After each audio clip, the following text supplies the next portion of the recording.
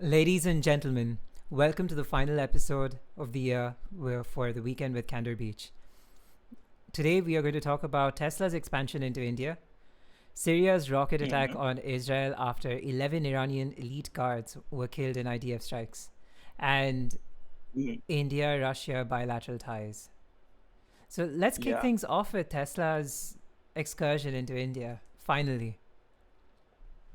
Yeah. So if we look back a little bit into the recent history, it all started rough. The relationship with Tesla in India started rough, right? So there were barbs about it. First, they said they don't want India. India said we don't want Tesla in.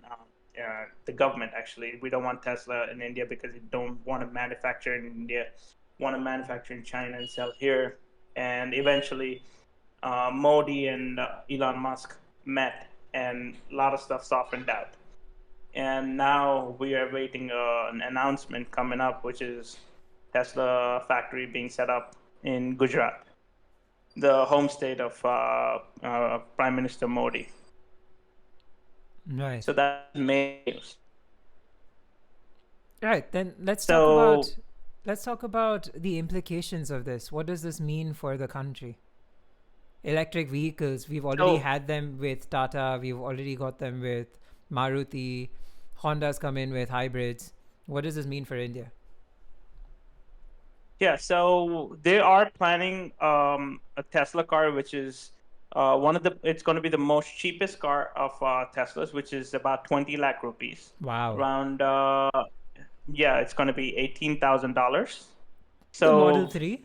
that I believe so. No, I believe so. Yeah. And another thing is, India also just opened up the auction for lithium, right? So all the products can be sourced from India. So it's a total, India's also acquiring mines in South America, right? yeah, Argentina. Argentina. So they're buying rights on Argentina. Yeah, fantastic point. Yeah. So it's like China acquiring mines in Africa, Africa. right? For their, yeah. So India is also going that route. And if everything goes well, the sodium ion battery might also take off, and That's true. everything is going to be in make in India. So that is a huge potential for Indian economy. So and they can export these cars. So Indian made Teslas, just like the iPhones now, they are made in India, right? So Mm-hmm. so the similar story. So here's what I was thinking. Like, what is the future of electric vehicles in India? Like we've talked about, we've talked about this for a while now. With Toyota's Mhm. position on electric vehicles, they're more bullish about hybrid than electric vehicles outright. We've seen over the course of 2023 how electric vehicles, while their sales are increasing worldwide, we have also seen increased inventory amongst dealers because a lot of people aren't just going out and buying electric vehicles, and you're not a proponent of electric vehicles yourself. You've cited issues like Yeah. they're running in cold temperatures as an example being an issue. Hmm. So what do you think about the general future of electric vehicles? Just like a couple of words. Like you also talked about the Chinese company New. So if you could just Yeah, give us your thoughts so there. I'll come back to the Chinese company first. There was Tata Power, one Mm-hmm. of the biggest, the charging port. Like they have charging ports everywhere around the country. They just made a business deal with the biggest, one of the biggest gas stations chain, Bharat Petroleum in India. So now they're establishing electrical charging points in almost, I think, 2,000 gas stations of their um, or petrol bunks around India. So that is a huge boost for charging points for electric cars. So it reduces range anxiety. So that is one thing. Second thing is, this is actually more in China, but I don't know how much of it is going to spread out of China. There was this company called Neo, right, which made 1,000 kilometer range battery. Okay. and they live streamed it with a 14-hour live stream. The CEO live streaming the full discharge of the battery, so which is pretty good. So all these companies have to make those strides too. Understood. Understood. So battery technology is evolving, and we may or may not see more of a future with electric vehicles in the coming years. Yeah, All right. So on to the next piece, India and Russia.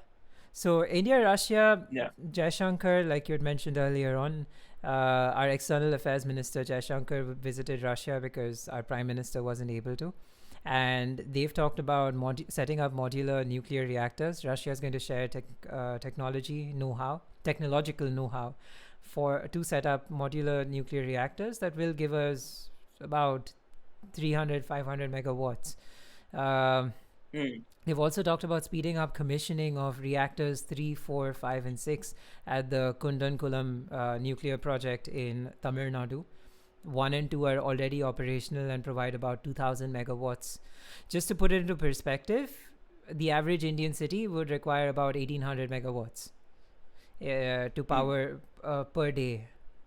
Now, the conversation with Russia is coming amidst a potential delay over price negotiations with France, this French Arriva and U.S. Westinghouse, where they're also looking at a 6,600 megawatt nuclear project in Kovada, and that's the U.S. one, and a 9,000 megawatt in Jaitarpur by the French Arriva company. yeah. Further, there's also military cooperation. Do you want to talk about that? Yeah, we'll start off with the first one, right? So, long back, I think in January of this year, 2023, India and Russia announced joint venture partnership to make AK-203s Mm-hmm. in India, which will be supplied to the Indian Army. That is like a huge upgrade from what kind of guns we have presently in the Army.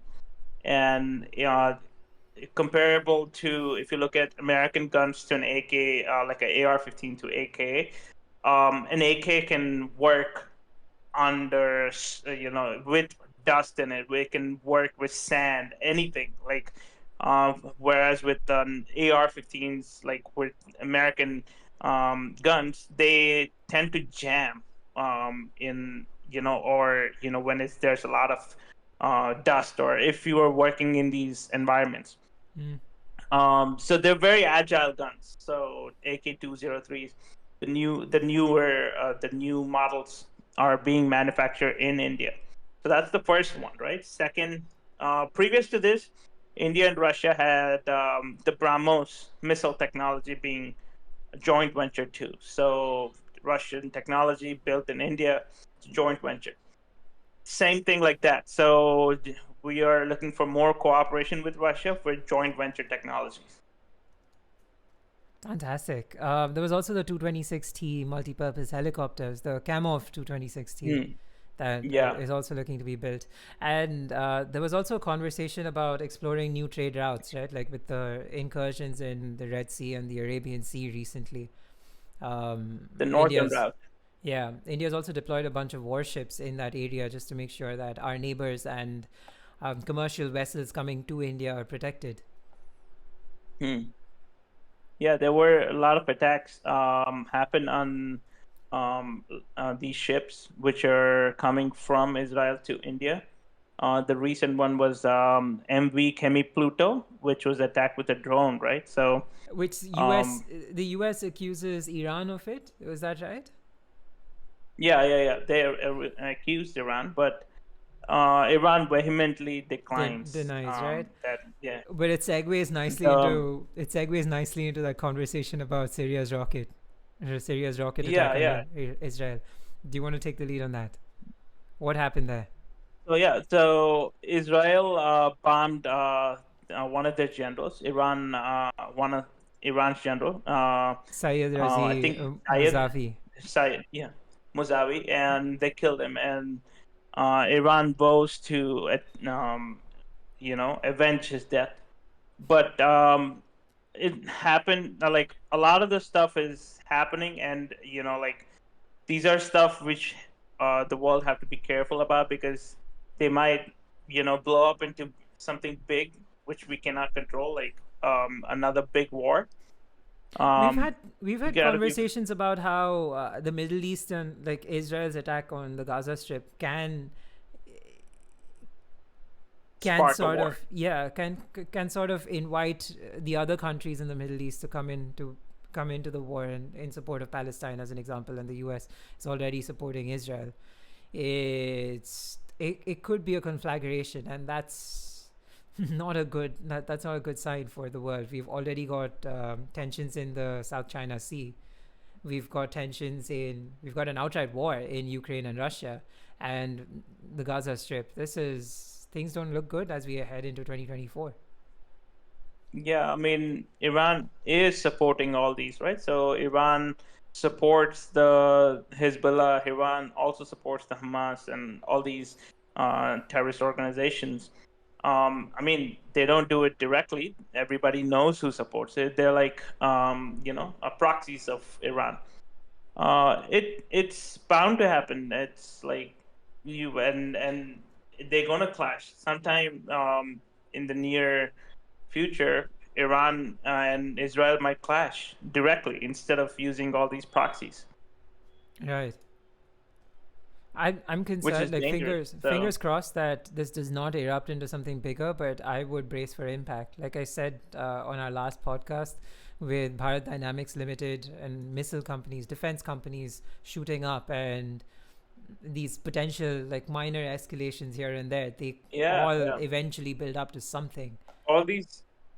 So if you look at it, just because you said that, Mark Zuckerberg is building a $250 million apocalypse mansion underneath ground in Hawaii, Okay. and all the super rich are going underneath the ground. So you better brace for like you better brace for impact. So I mean, I'm not trying to fearmonger, but it's just that's the route you can take, right? Like, you look at it, look what's happening with all the super rich.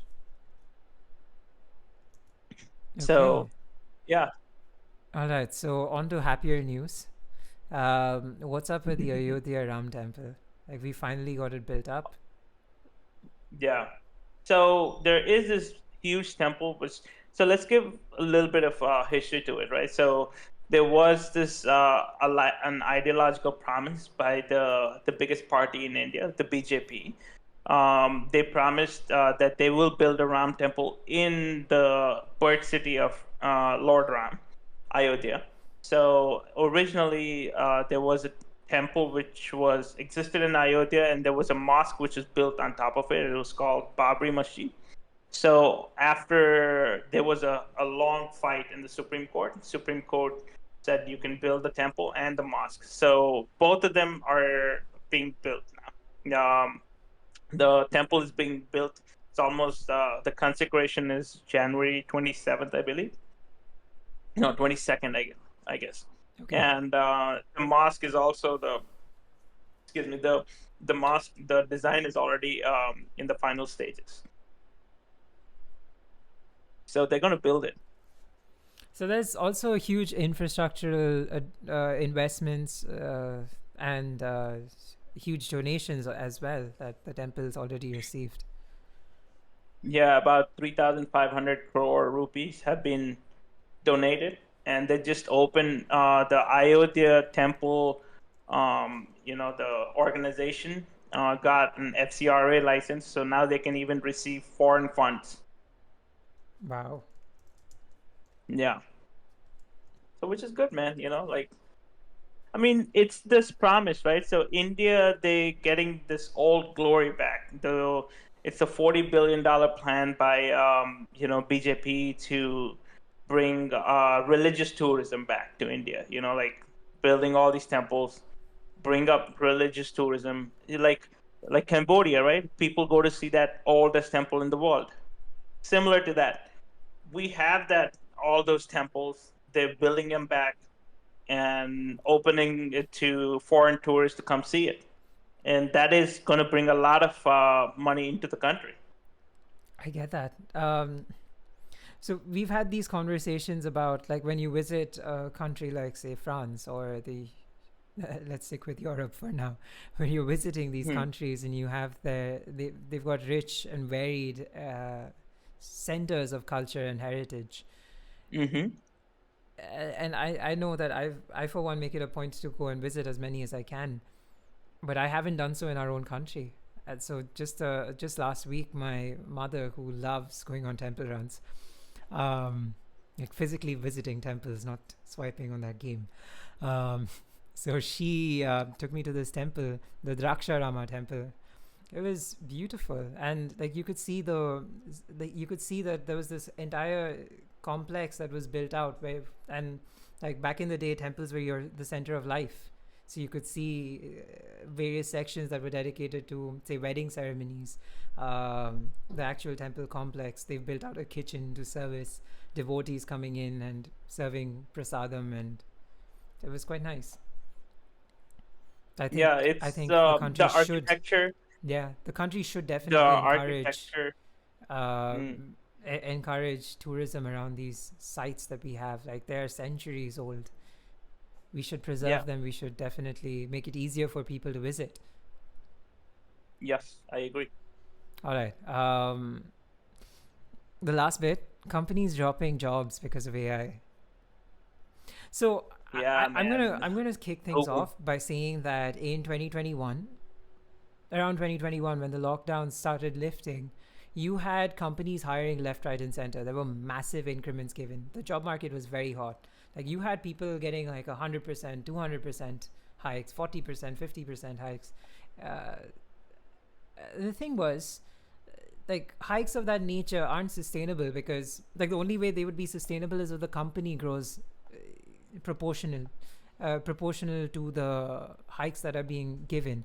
Obviously, like a company's not going to grow 40%, 50%. It depends upon uh, the salaries that are being hiked up by 40, 50%. I'm not trying to be Yeah, irrational there, but what I'm getting at is the company has to grow to accommodate these jumps in salaries. exactly. Otherwise, that jump is going to be unsustainable, and a year or 2 years down the line, those jobs are automatically going to get cut. Now, with Yep. the push with AI in early 2023, operational jobs were bound to get cut. Now, you're talking about, say, 7 billion people on this planet. Now, 7 billion, assume half are employed. Like, assume, let's say, a normal distribution of children, adults, and retired people. When I say normal distribution, I'm assuming like in a normal distribution, let's just say the majority, like 50% are employed, and the remaining, what, 25% aren't. Now, if you've got 50% of 7 billion, you've got 3.5 billion people. Now, with 3.5 billion people or whatever, there are companies that are coming out and saying, I'm going to get rid of 1,000 jobs. I'm going to get rid of 30,000 jobs over a course of time. I'm going to get rid of, I don't know, another 5,000, 10,000 jobs.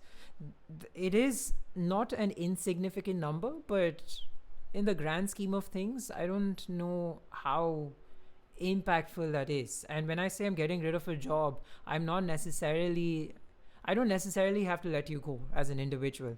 Like if you're performing a more thinking job that, um, let's say as an example, genome sequencing, right? Like with AI coming in and assisting you with more sequences, you still need an individual to come in, like a human to come in and say, all right, this is viable, this is not, this is viable, this is not. Yes. So jobs are going to evolve. 1,000 jobs are getting cut, but that does not mean that these 1,000 people are now left jobless. They are going to find other avenues to work. They have to be retrained in certain areas, or they will be absorbed elsewhere. It's not apocalyptic, at least not apocalyptic yet, is what I'm getting at. I would ask your prediction. So in 2024, you think we're gonna, like, they have that saying, right? Are we gonna reach a soft landing or a hard landing? with the market. With the market, I'm worried about another war breaking out. Like, I'm worried about Okay. the war in the Middle East escalating. And if it does, we could potentially see a dip in the market. I would say that liquidity is also currently low in with respect to the Indian stock market. At least the liquidity is running low. So when you're seeing a bull run, you're not seeing the full effect of every side participating. You're just seeing individuals happily accumulating positions. And that's where I'm going to leave it at. Okay. Um, whatever. What are we talking about? Our learnings from 2023. Yeah. So since this is our last podcast for the year, I figured we talk about some things that we learned over the course of the year. For me, it was adaptability. So Sailesh and I, we started options trading earlier this year, and with like it was mostly in the red. Like we had success, but we mostly didn't do as well as we had hoped to do with options trading. It's quite a tricky business. At least like we didn't seem to have the aptitude for it. When we were when we were studying options, though, there was this impetus to keep learning, to keep improving on our technical analysis. Now, once we stopped doing options a few months ago, it feels like we stopped learning or improving our technical analysis skills. There is never a ceiling with respect to learning, or at least there's rarely a ceiling with respect to learning.